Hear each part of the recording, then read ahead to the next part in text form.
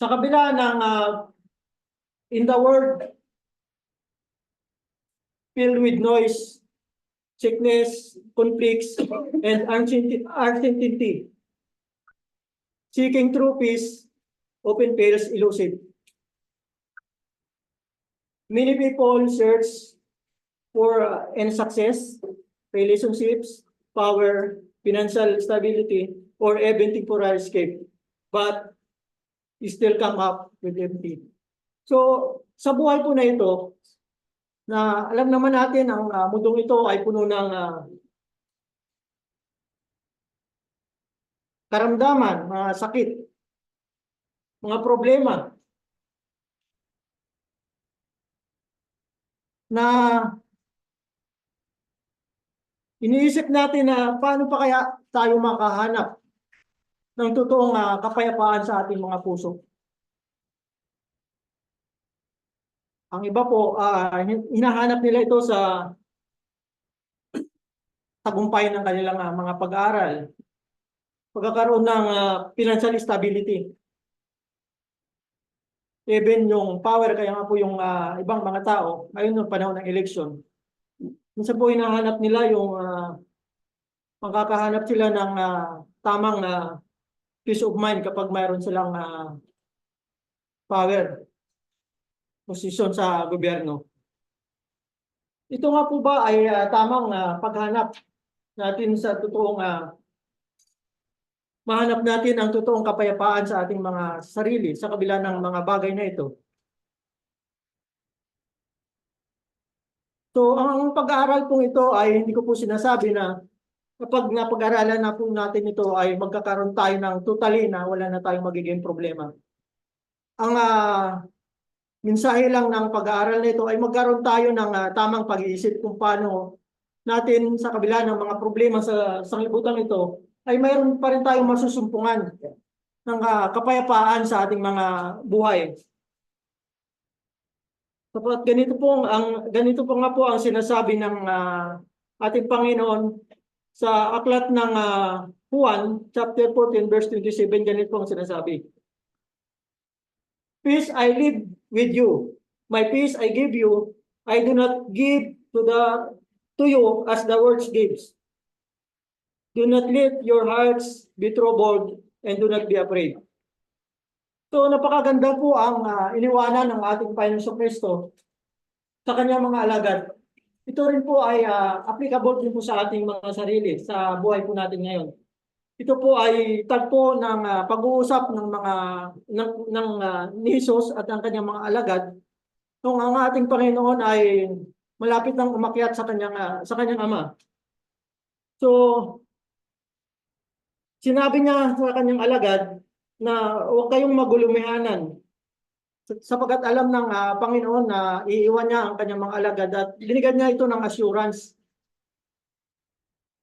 na sinasabi niya na ang ibibigay kong kapayapaan sa inyo ay hindi kayang ibigay ng sanlibutan.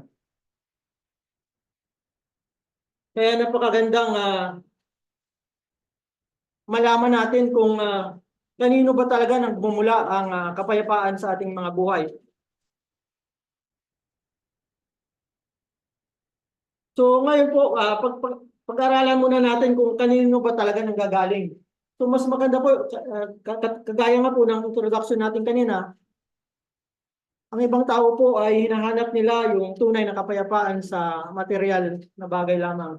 Lalo na sa mga kayamanan. Ito po ang isang dahilan na ito po ang masasabi natin na si Jesus po ang tunay na makakapagbigay sa atin ng tunay na kapayapaan sa ating mga buhay. The source of the true peace is Jesus Christ, the Prince of Peace. Ito po ay mababasa natin sa aklat ng Isaiah, chapter 9, verse 6. Ganito po ang sinasabi. For us, a child born, to us as a son is given. And the government will be his shoulders, and he will call Wonderful Counselor, Mighty God, Everlasting Father, and Prince of Peace. So makikita po natin na ipinanganak po ang ating Panginoong Kristo na siya po tinawag na Prince of Peace. So napakaliwanag po na makikita natin sa pag-aaral na ito na wala pong pinagmumulan ng kapayapaan kundi ang ating Panginoong Kristo. Pangalawang point po, yung matatagpuan natin ang totoong kapayapaan in God's presence. Ito po ay mababasa natin sa Isaiah pa rin, 26, Isaiah 26, verse 3, ganun po ang sinasabi. You will keep in perfect peace to those whose minds are steadfast because they trust in you. So, nakita natin na ang si Jesus ang siyang Prince of Peace. So dapat para magkaroon tayo ng tunay na kapayapaan sa ating mga puso, ay dapat po tayong magkaroon tayo ng trust o pananampalataya sa Kanya na siya lamang ang makapagbigay nito. Kaya sabi niya nga doon sa introduction natin na ang ibibigay niya ay hindi katulad sa ibinibigay ng sanglibutan. Ang ibinibigay po ng sanglibutan ay pang-samantala lamang o temporary.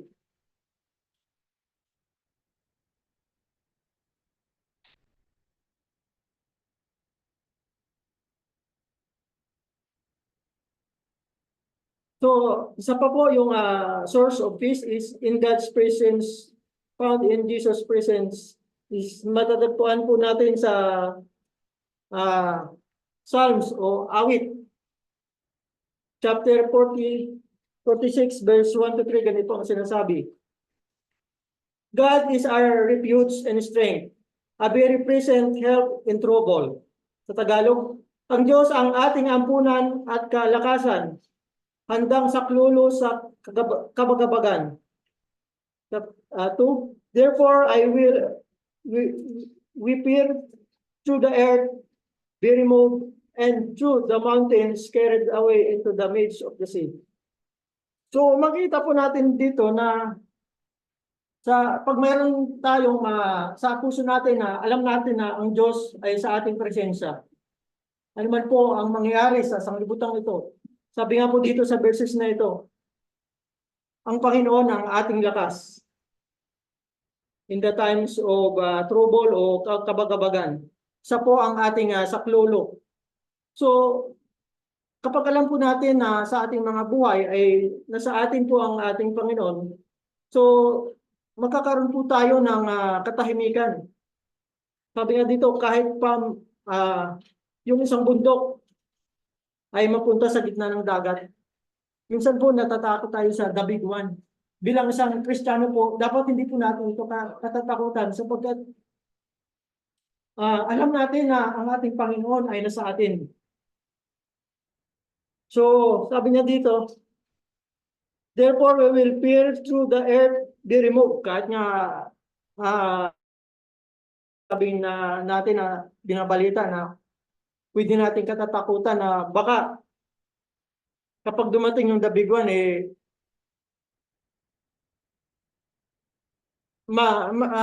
yung mga building ay bumagsak. Pero alam naman po natin na ito po, kapag mayroon po tayong presensya ng Diyos, ay hindi po tayo matatakot sapagkat alam natin na ang presensya po ng Diyos ay nasa atin.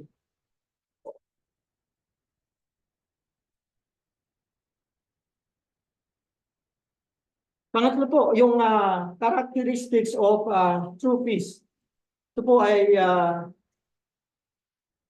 inner calm o peace that surpass understanding. So hindi po natin mapaliwanag kung bakit kapag ang presensya po ng Diyos ay nasa atin. Ito po ay mabasa natin sa Philippians chapter 4 verse 6-7, ganito po ang sinasabi. Be careful for nothing, but in everything by prayer and supplication with thanksgiving let your requests be known unto God. Tagalog, huwag kayong mga balisa sa anumang bagay, kundi sa lahat ng mga bagay ay sa pamagitan ng panalangin at daing ay mga pasalamat at ipakilala ninyo ang inyong mga kahilingan sa Diyos. Sa 7, and the peace of God which passes understanding shall keep your hearts and mind through Christ Jesus Christ. So, minsan po, talagang hindi po natin maiwasan bilang tao na mag-alala sa ating mga buhay. Pero sinasabi po, upang magkaroon tayo ng kapayapaan sa ating mga sarili, sabi po dito, ipakilala po natin ang ating mga kahilingan sa Diyos. So, sa anong paraan po?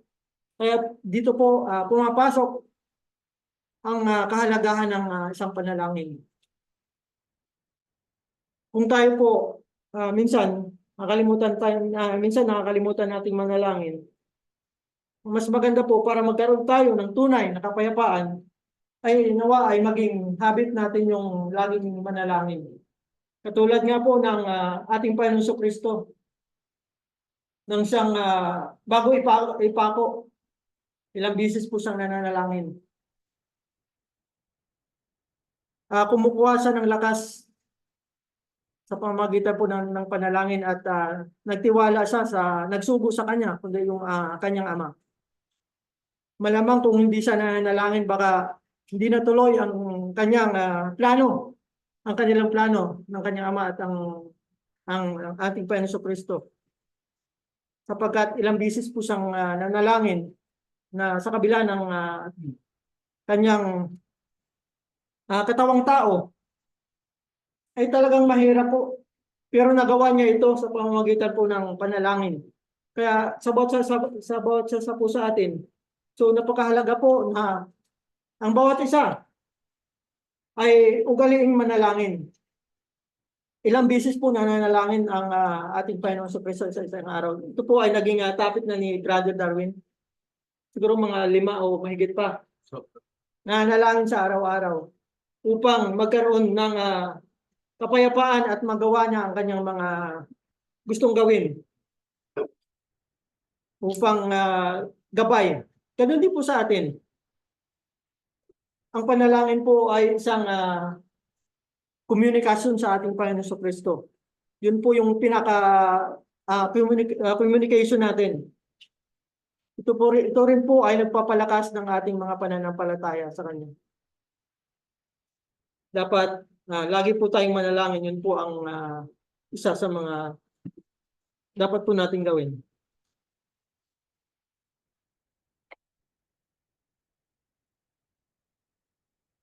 Ito pa po yung isa. Characteristics of true peace is tranquility o katiwasayan. Peace that surpasses understanding o kalayaan mula sa pag-alala o takot. So yan po yung mga dahilan na kung bakit minsan wala po tayong kapayapaan. Pag-alala po at tayo po natatakot.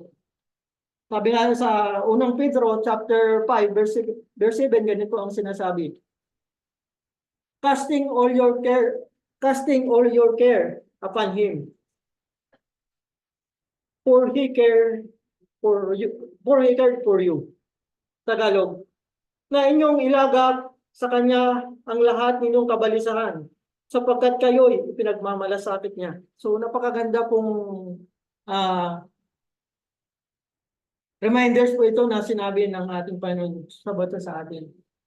Sabi nga natin kanina, lahat po sa sanglibutan ito ay walang kasiguraduhan. Parang imposible po tayo na makahanap ng kapayapaan sa ating mga puso. Pero sabi niya dito, ilaga po natin ang ating kabalisahan sa Diyos. Sapagkat siya ay totoong ipinagmamalasakit niya tayo.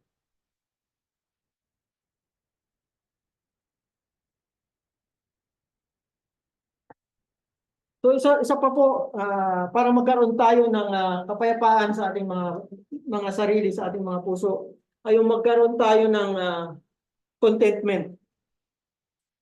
Dapat po ito maganda po nating i-practice at maisakatuparan talaga sa ating buhay na magkaroon tayo ng contentment. Kasi kapag wala kang contentment sa sarili, talagang maghanap ka ng paraan. Ang resulta lang po nito ay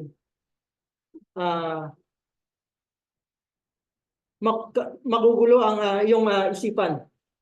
Alam po natin na karamihan Alam mo naman natin ang tao mahirap makontento. Di po ba? Ganito po ang sinasabi sa Filipos chapter 4 verse 12 to 13. Ganito po ang sinasabi. Marunong akong magpakababa at marunong naman akong magpakasagana. Sa bawat bagay at sa lahat ng mga bagay ay natutunan ko ang lihim maging sa kabusugan at maging sa kagutuman at maging sa kasaganaan at maging sa kasalatan. 13. Lahat ng mga bagay ay aking magagawa doon sa nagpapalakas sa akin. Ito po ay sulat ni Apostol Pablo sa mga taga-Pilipos. So sinasabi niya dito na magkaroon tayo ng contentment kung ano man po ang kalagayan natin sa buhay na ito, ay makontento po tayo. Minsan hindi po tayo nakukontento. Gumagawa po tayo ng mga bagay na hindi maganda, kahit mali, para lang makuha natin na yung gusto natin. Hindi naman po masama ang magnais ng kaginawaan. Subalit, kung sa pagnanais nito ay magkakaroon tayo ng kasalanan o paglabag sa Diyos, mas maganda po makontento na lang po tayo kung anong mayroon.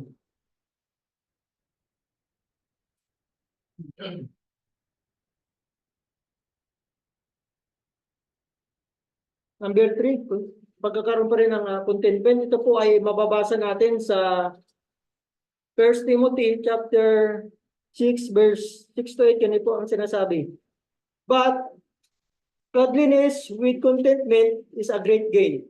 Datapwat ang kabanalan na may kasiyahan ay malaking pakinabang. So, yun po, napakaganda po ang sinasabi dito. So, yung may contentment po ay isang malaking kasiyahan at malaking pakinabang. 7. Sapagkat wala tayong dinalang anuman sa sanglibutan at wala rin naman tayong may lalabas na anuman. So, napakaliwanag po, wala naman po tayong talagang dinala at wala rin po tayong ilalabas. 8 kini po. And having food and raiment, let us be therewith content. Tagalog. Ngunit kung tayo ay mayroong pagkain at pananamit, ay mangasiyahan tayo. Mga siyahan tayo doon. So, ang sabi po dito, mayroon lang tayo ng pagkain at pananamit. Sinasuggest po ni Apostol Pablo na masiyahan na po tayo doon.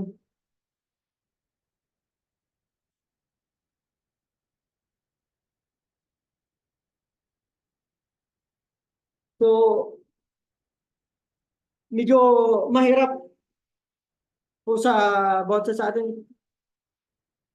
Karamihan sa atin ang gaangat ng labis.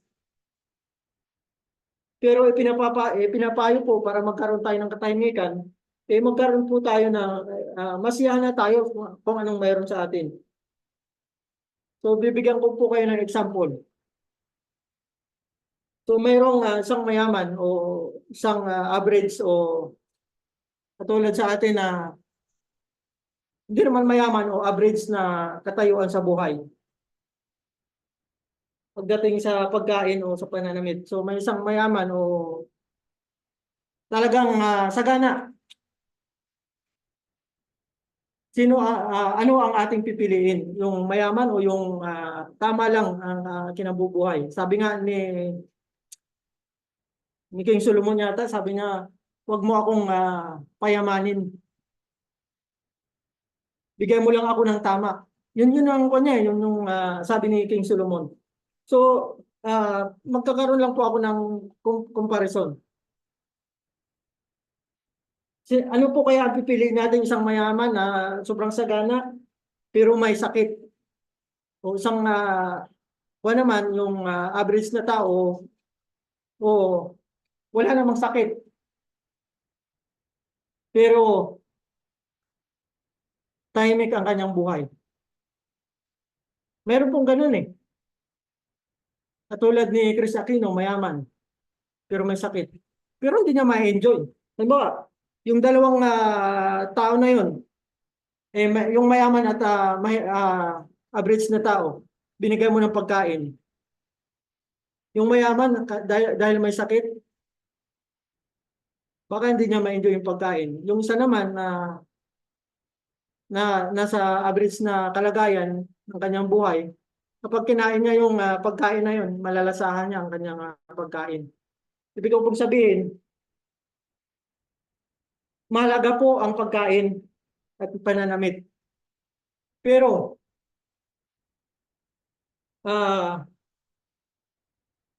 kung ito ay magdadala sa atin sa kasalanan, so mas maganda po piliin na lang po natin at makontento po tayo kung ano po sa atin ang meron. So sana sa pag-aaral na ito ay magkaroon po tayo ng contentment sa ating mga sarili. Alam mo naman natin na ang kayamanan at ang karangyaan sa sanglibutan ito ay temporary po lamang. Ito po ay hindi po aabot ng sandaang taon. Ang buhay po nga po ng tao, hindi naaabot ng isang taon ngayon. Swerte na po, abot ka ng 80. So anong pipiliin mo? Di po ba? Di doon din po tayo sa mayroong kapayapaan at makakaasa po tayo na tayo ay pagpalain ng Diyos sapagkat sinunod po natin ang kanyang mga utos. So susunod po natin na pag-aaralan namin po ay yung hindrance o hadlang upang magkaroon po tayo ng katahimikan. Yung hadlang naman po,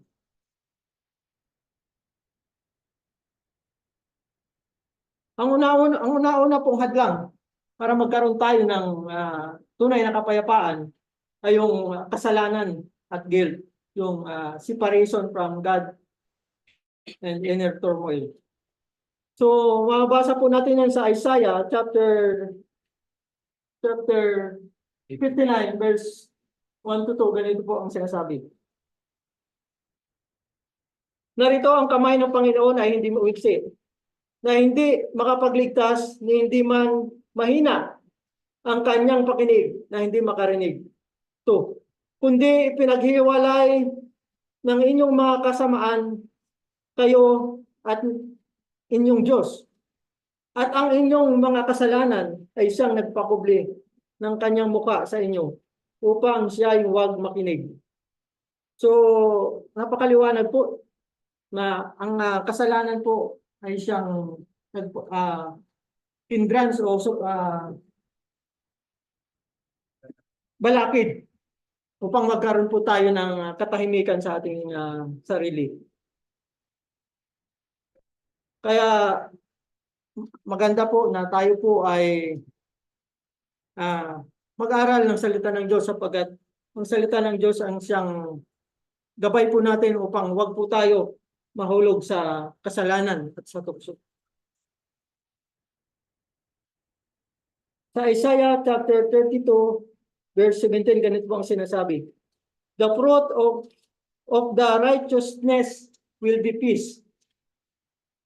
Its effect will be quietness and confidence forever. So, napakaliwanag po. Yung righteousness ay magkaroon po tayo ng kapayapaan sa ating mga sarili. Sabi niya dito, and confidence forever. So, magkaroon po tayo ng confidence sa ating mga sarili kung tayo po ay isang matuwid at sumusunod sa Diyos.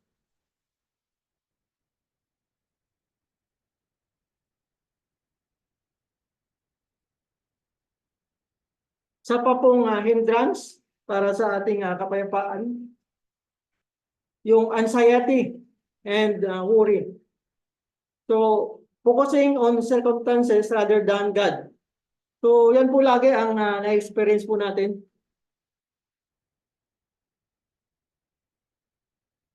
Lahat naman po tayo siguro nakaranas na yan. Yung nagwo-worry po tayo. ito po yung gustong ituro sa atin ng ating Panginoong Kristo sa Matthew. Medyo mahaba lang po yung sa Matthew. Kaya hindi ko po nailagay na dyan sa PowerPoint presentation. Mas maganda po siguro basahin na lang po natin. Ito po kasi parang ito po yung pango dito is yung summary kung ano po yung ibig sabihin ng kanyang sulat. So samahan niyo po akong basahin sa Matthew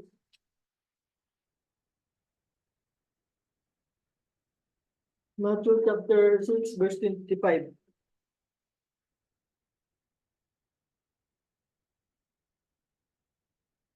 Ganun po ang sinasabi sa verse 25. Kaya nga sinasabi ko sa inyo, huwag kayong mga balisa sa inyong pamumuhay, kung ano baga ang inyong kakanin, o kung ano ang inyong iinumin. Kahit ang inyong katawan, kung ano ang inyong darantin, hindi baga mahigit ang buhay kaysa pagkain, at ang katawan kaysa pananamit. 26. Masdan ninyo ang mga ibon sa langit na hindi sila naghahasik at nagsisipagapas, ni nagtipon man sa mga bangan, at siya ay pinakakain ng inyong ama sa kalangitan.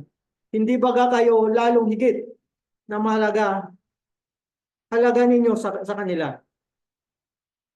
27. At alin sa mga ito ang pagkabalisa ay makapagdagdag sa inyong siko ng sukat ninyang kanyang buhay. 28. At kung ang pananamit, bakit ninyo nangabalisa? Wariin ninyo ang mga liryo sa parang, kung paanong nagsisilaki, hindi nangangapapagal, hindi nangagsusulid man. 29. Kayon may sinabi ko sa inyo, na kahit si Solomon man sa buong kaluwalhatian niya ay hindi nakapaggayak na gaya ng isa sa mga ito. 30. Ngunit kung pinararamtan ng Diyos ng ganito ang mga damo sa parang, na gayon ay buhay, at sa kinabukasan ay ginagatong sa kalan, hindi baga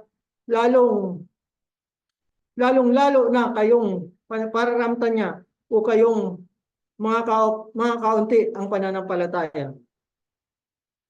Kaya huwag kayong mga balisa na magsasabi, ano ang aking kakanin, o ano ang aking inumin, o ano ang aming daramtin. Sapagkat ang lahat ng mga bagay na ito ay siyang pinaghahanap ng mga hintil, yamang talastas ng inyong ama na sangkalangitan, na kailangan ninyo ang lahat ng mga bagay na ito. So, ang ibig po sabihin po, tayo po ay pinapaalahanan ni Jesus na huwag tayong mabahala tungkol sa ating mga pang-araw-araw na pangailangan. Kung ano ang ating kakanin, ano ang ating inumin o isusuot. Ginagawa niyang example ang mga ibon at ang mga bulaklak bilang halimbawa ng pag-aalaga ng Diyos. Kung inaalagaan niya ang mga ito, gaano pa kaya tayo na kanyang mga anak? So, ang ibig pong sabihin ni Jesus ay hindi mahalaga ang ating mga pangailangan, na ang ibig sabihin na po ni Jesus ay huwag po tayong mag-alala, sapagkat ang pag-aalala po ay nagdudulot po lamang ito ng kabalisahan. Yun lang po ang gustong ipahiwatig ng ating Panginoon dito sa aklat ng Matthew, na huwag po tayong mga balisa, sapagkat sabi niya nga, hindi nga makapagdagdag ang kabalisahan na yan sa kahit isang siko ng ating buhay. So hindi po ibig sabihin na hindi mahalaga po ang ating mga pangailangan. Ang ayaw lang po ng Panginoon ay mga balisa po tayo, sapagkat wala pong magandang naidudulot. Ang gusto niya,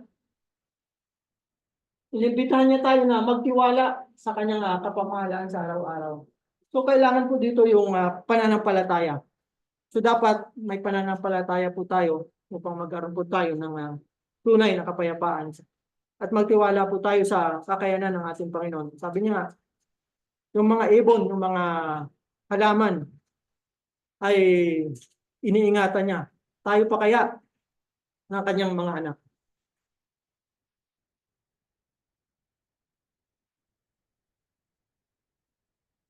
Pangatlong hindrance po ay yung unforgiveness, yung holding unto grudge.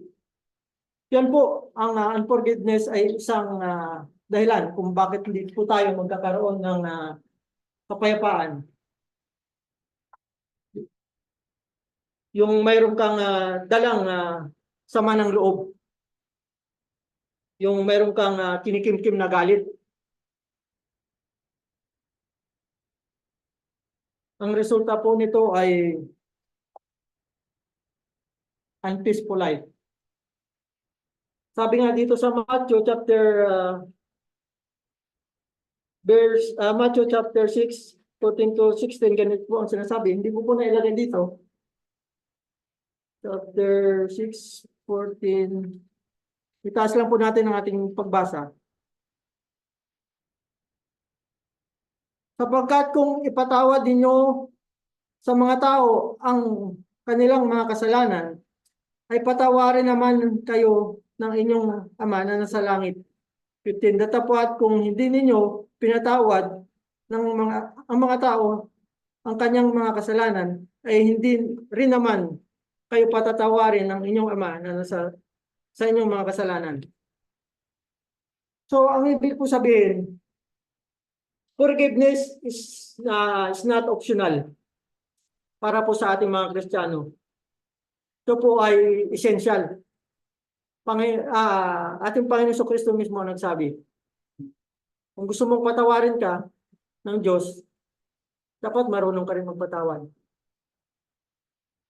Ang Diyos hindi tumitingin kung ilang beses ka kanya patatawarin.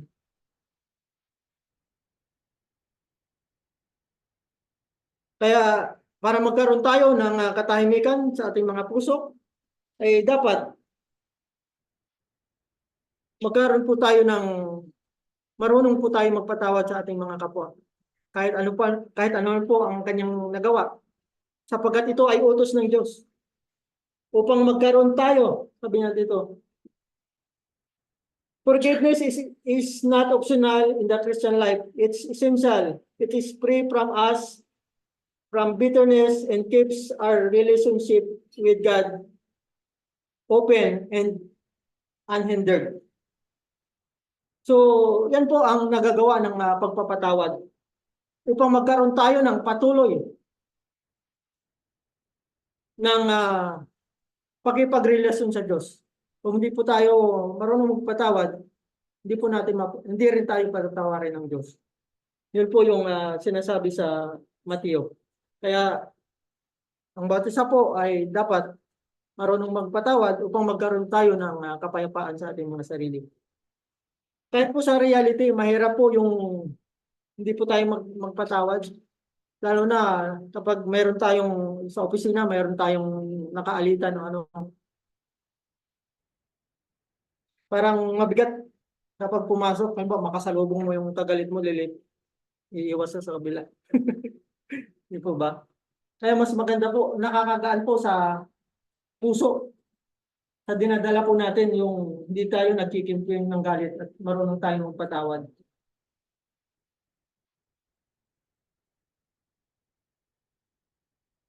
Isa pa pong hindrance o balakid, yung bitterness, yung rage and anger. Sa Ephesians chapter 4, verse 31 and 32, ganito po ang sinasabi. Get rid of all bitterness, rage, and anger. Be kind and compassionate to one another, forgiving each other just as in Christ God forgive you. So, yan po ang minsan po nagagawa din po natin yung bitterness na sa pong dahilan kung bakit hindi tayo magkakaroon ng kapayapaan sa ating mga sarili, sa ating buhay.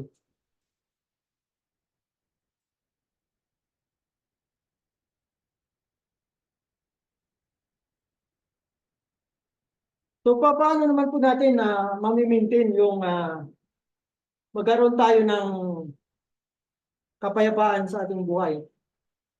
Para ma-maintain po natin at mahanap po natin ito, ay hanapin po natin ang Diyos.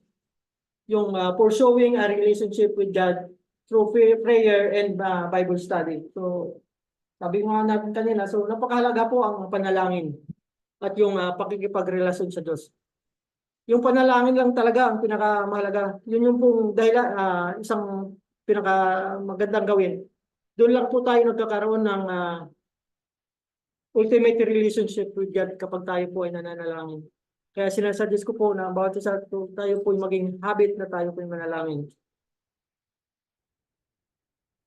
So sa Psalms chapter 19 verse 165, ganito po ang sinasabi.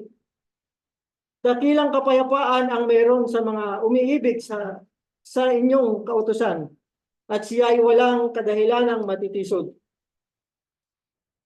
So kapag mayroon po tayong tamang relationship sa ating Panginoon, tayo po ay makakasumpong ng tunay na kapayapaan.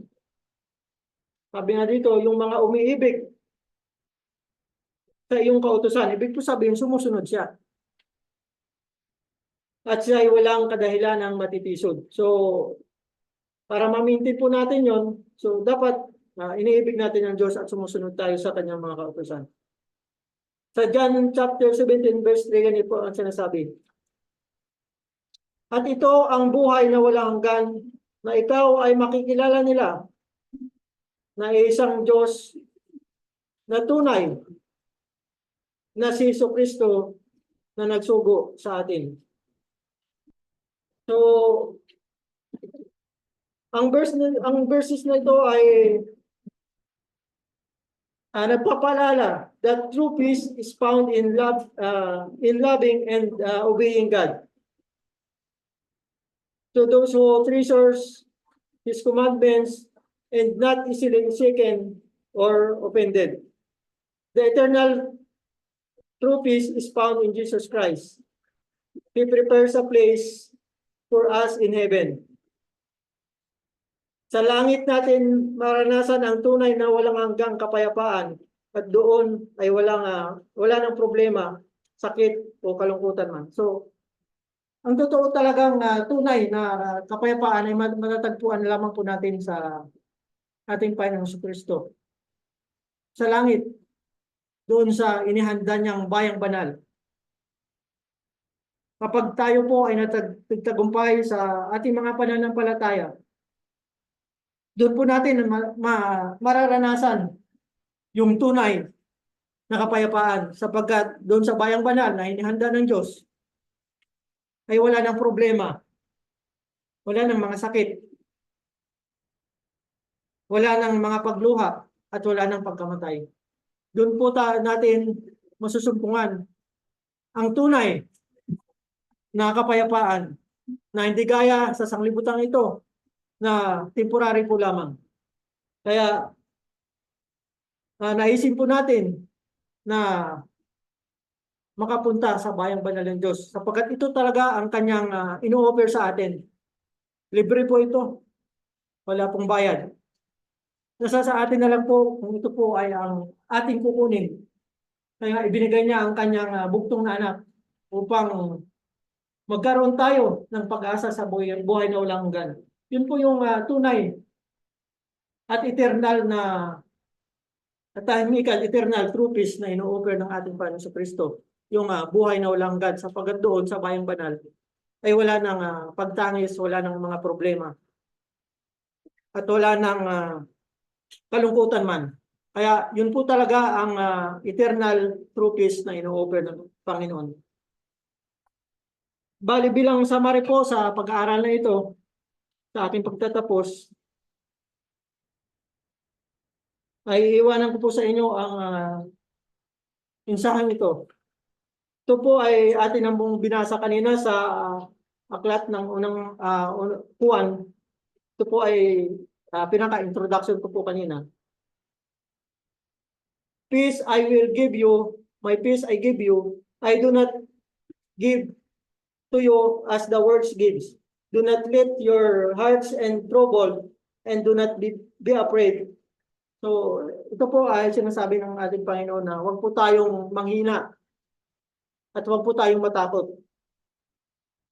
The world's offer temporary peace through comfort, wealth, and power, but it fades. Jesus offers a deeper peace that stay even in the problems and uncertainty through right relationship with Jesus. Jesus offers eternal peace in heaven. Sana po sa pag-aaral nito ay nagkaroon po ako ng kaunting kaalaman para sa inyo upang magkaroon po tayo ng kapayapaan sa mundong ito sa kabila ng mga suliranin sa mundong ito na hindi natin maiwasan sapagkat tayo po ay nakatira sa isinumpang daigdig. Pero nakita po natin sa pag-aaral na ito, sa umagang ito, ay mayroon po tayong tatanggaping walang hanggang kapayapaan sa ating Panginoon Kristo sa pamamagitan po ng ating Panginoon Jesus. Maraming po salamat at sana po ay baunin po natin ang mensaheng ito.